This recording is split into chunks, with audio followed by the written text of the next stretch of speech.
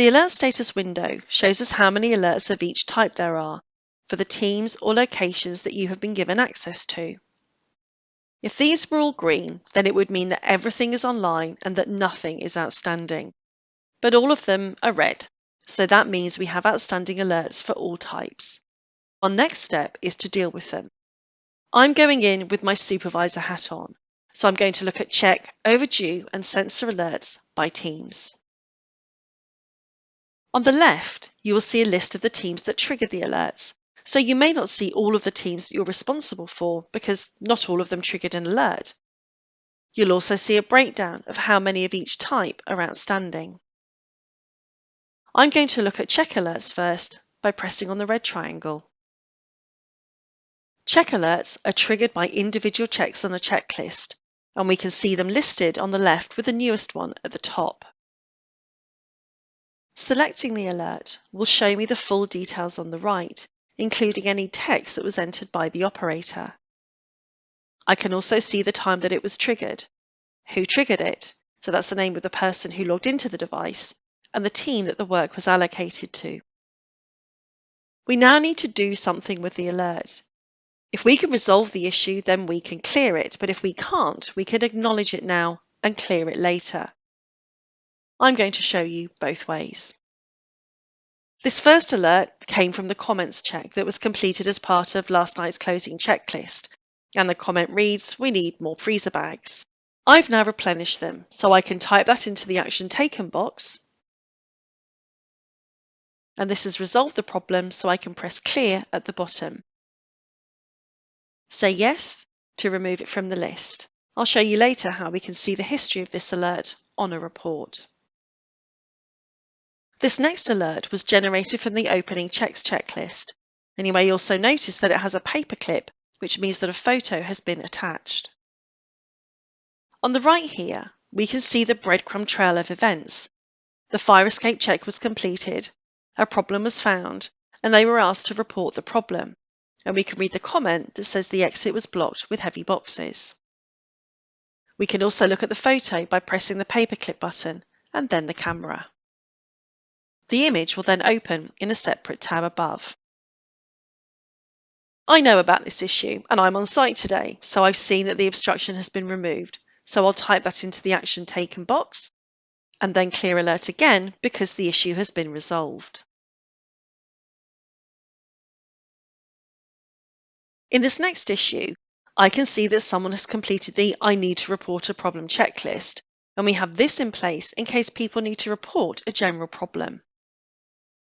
With this one, we have a leaking tap and we have another photo, but I can't solve this straight away because I need a member of the maintenance team to sort it out.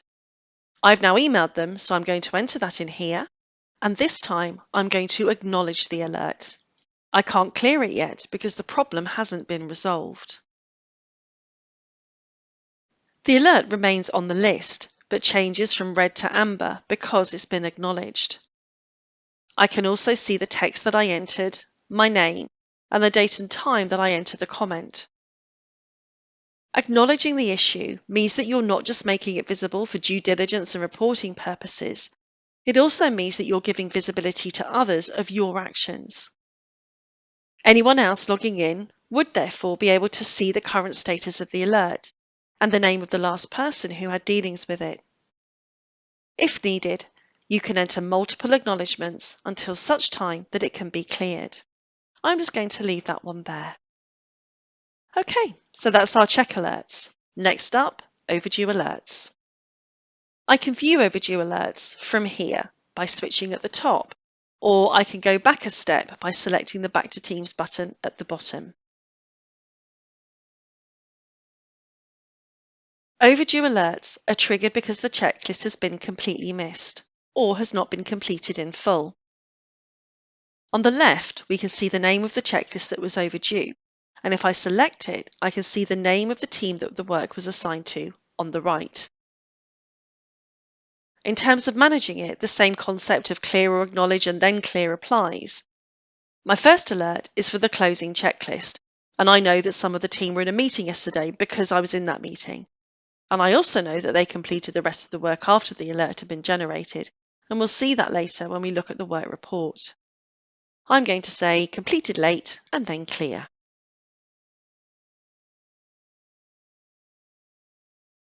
Next in the list is opening checklist. I'm not sure why this would have been overdue, so I need to check with the team. I'm going to say need to check with the team and then acknowledge.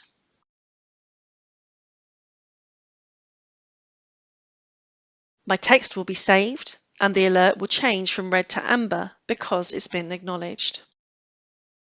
If you find yourselves dealing with a lot of overdue alerts, don't necessarily assume that it's the team's fault. There could be a number of reasons why work is late. Some of the things to consider could be, is the team short-staffed? Are other teams short-staffed so people in your teams are helping? Do they have enough time to complete the work? Is the work scheduled too early or too late? Is the checklist too long? Or perhaps the checks themselves are badly worded? Does the team need training? And ask them. Find out for yourself if there are any problems by asking the people in the team who are using it. Okay, so that's overdue alerts. Next up, sensor alerts.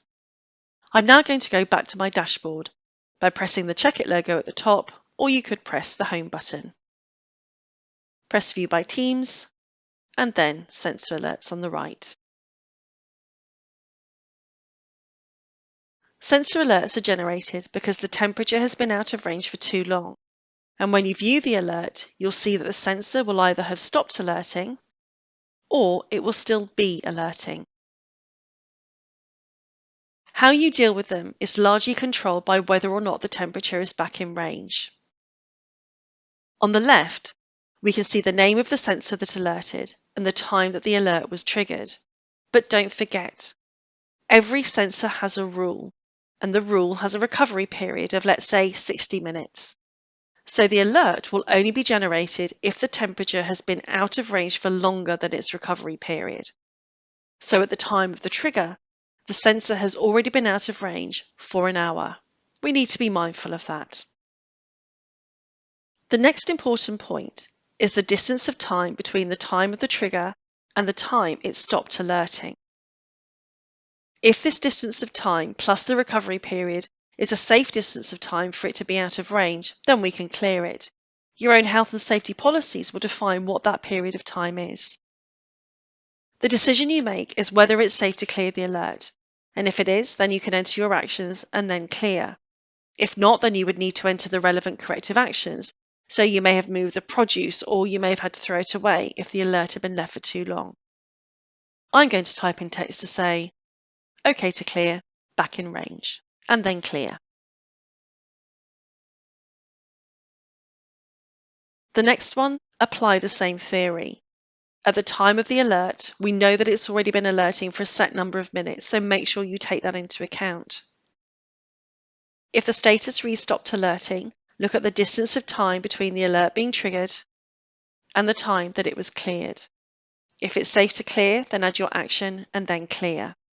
If the distance of time is too long, then acknowledge the alert to record the fact that you know about it and are investigating. In this next example, the sensor status is in red and it's currently alerting and has been for some time, so I need to make sure that I investigate what the problem is. The only thing I can do in this instance is acknowledge it. I can't clear it because it's still in an alerting state.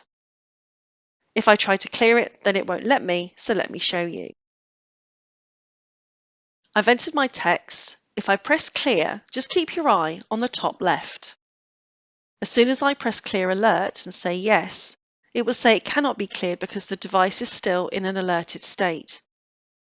As a supervisor, all I can do is acknowledge it until such time that it goes back into range. So I'm going to say that I need to investigate and then acknowledge.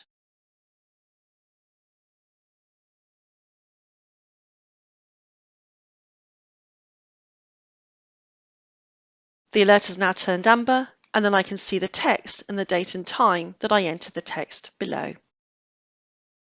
The final type of alerts is service alerts, so I'm going to go back to my dashboard by pressing the Check It logo at the top or the Home button.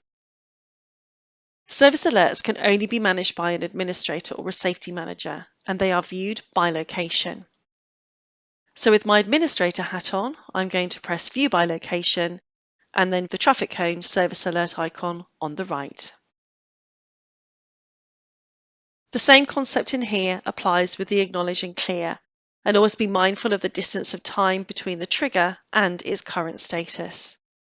Offline alerts are generally triggered after 1 hour, so if you see the device offline or hub offline, then this will only be generated if the service is still offline after 60 minutes.